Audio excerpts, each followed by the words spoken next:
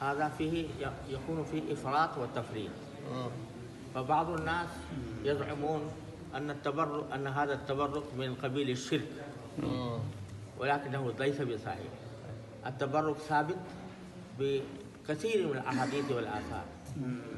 هذا التبرك موجود كما جاء في صحيح البخاري رحمه الله تعالى أن عبد الله بن عمر رضي الله تعالى عنه حينما كان يسافر بين مكة والمدينة فإنه كان يتوخى تلك الأمكنة التي صلى فيها رسول الله صلى الله عليه وسلم. وكذلك شعرات النبي صلى الله عليه وسلم قد قسمها على الصحابة.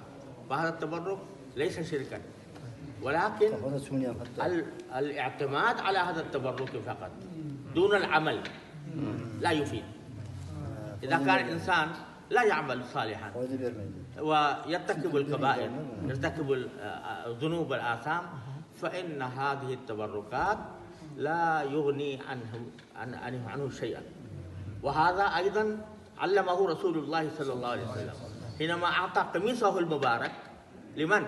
لعبد الله بن أبي المنافق الذي مات على النفاق، لكن ألبسه قميصه ونفث ريقه فيه، ولكن لم يعني يغني عنه، لم يغني عنه شيئا.